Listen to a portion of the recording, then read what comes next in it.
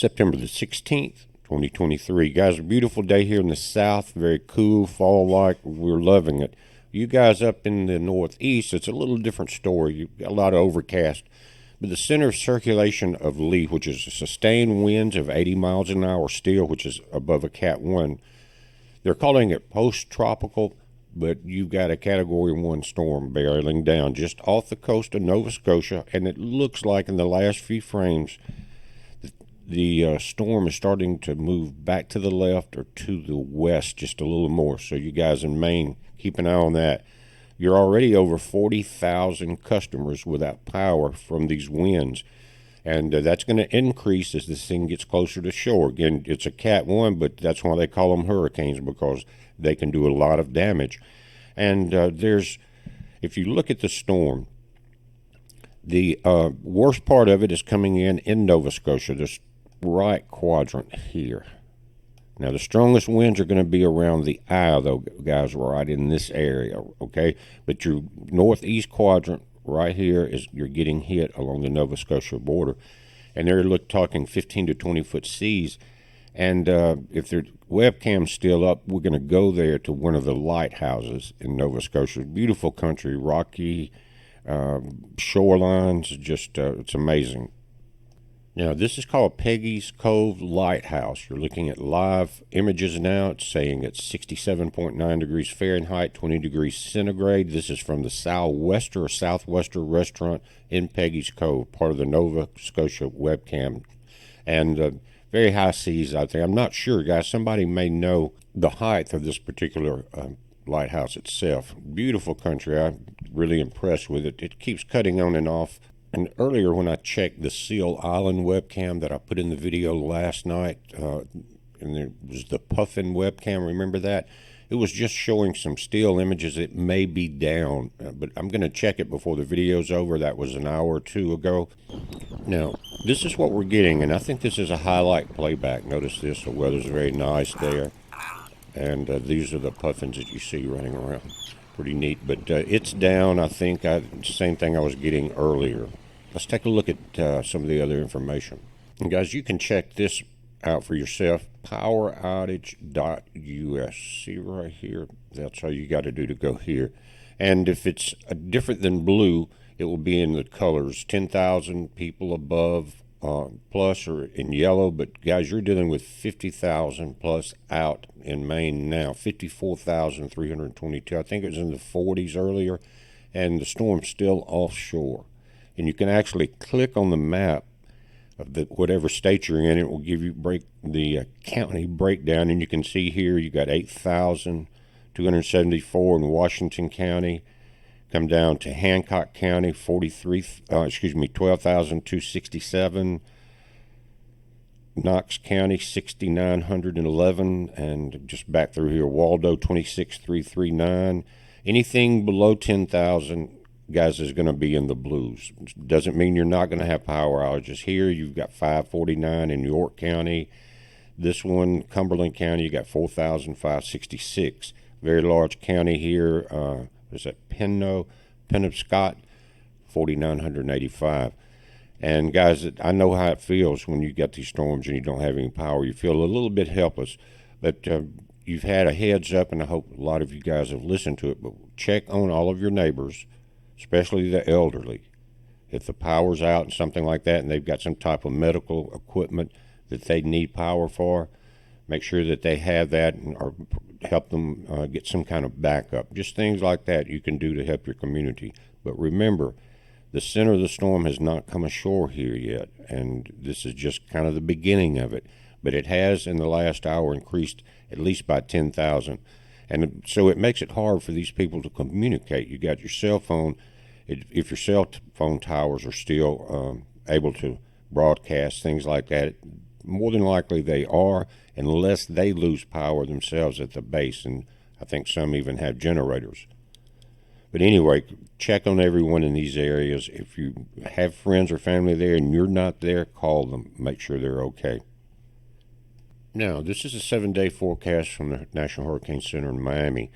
Lee is setting right there. We're going to check the updates on that. 80-mile-per-hour winds, moving now at 25 miles per hour, guys. So that's picked up speed, and that's how they do when they get in the northern Atlantic, and that's why the UK takes the brunt of some high winds.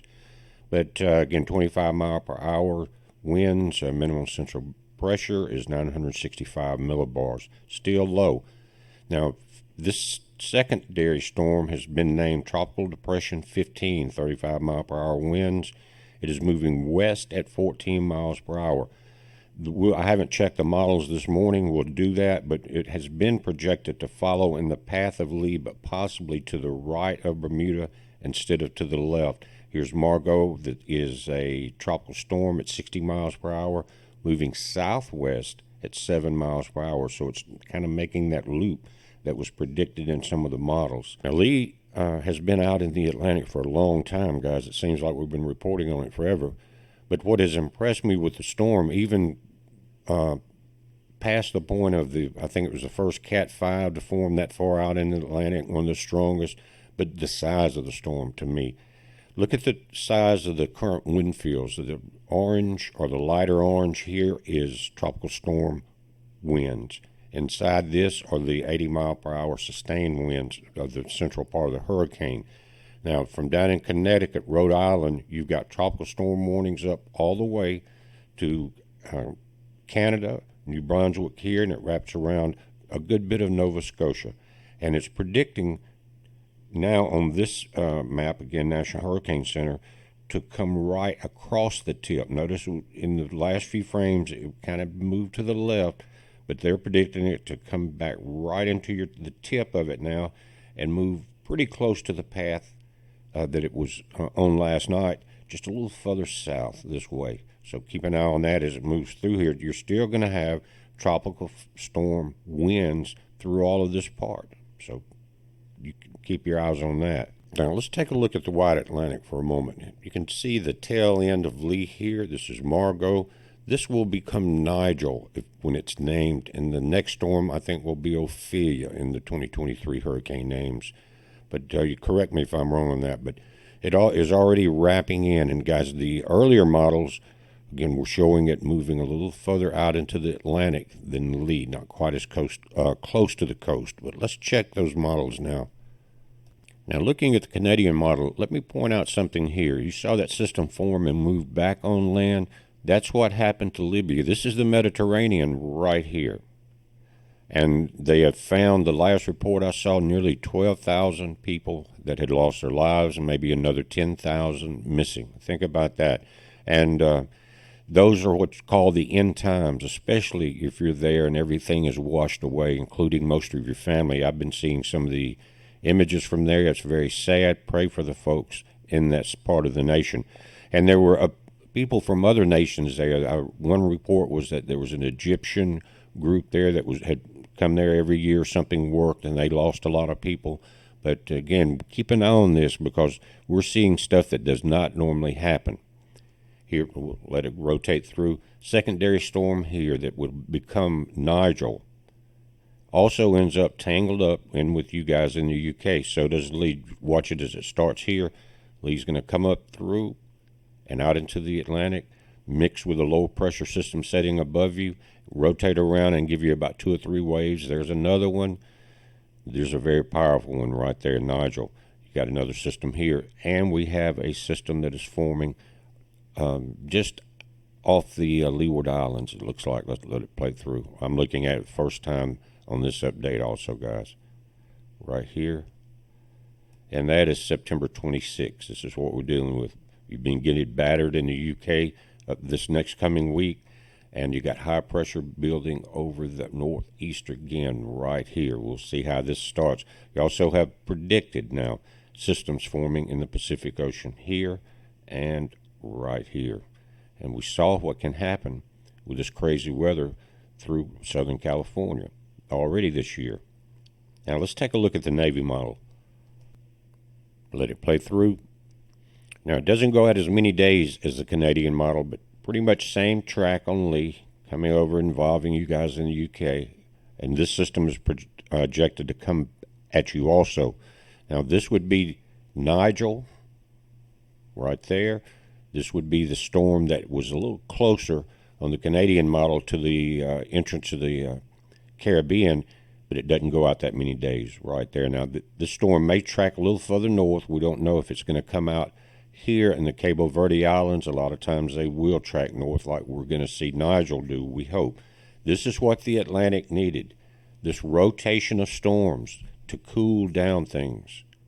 It was getting way too hot. We were seeing too many dust storms, too many wildfires, too much heat everywhere. People having a lot of trouble with it. We were having problems with it here. The Gulf was so warm, every breeze that came in off the Gulf of Mexico was very humid and hot. So it just was a bathtub out there, keeping everything steamed up.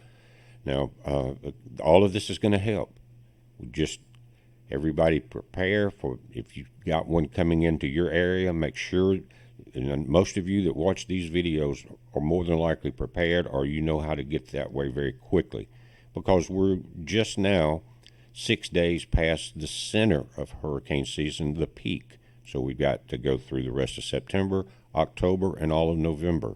But that will taper down slowly. Right now we're in this peak time. But guys, we're watching this. You watch it.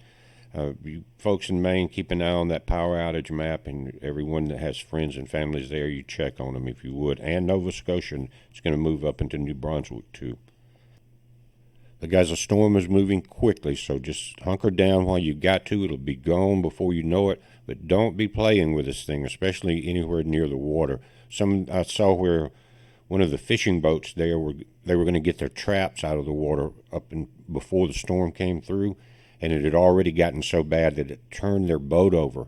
But they were rescued by other boats, I think it was, with emergency call out. But it's nothing to play with, guys. Even though it's just a Cat 1, they can be very dangerous, and it's going to affect your power. But we're watching this. You watch it. It's a heads up. Be safe.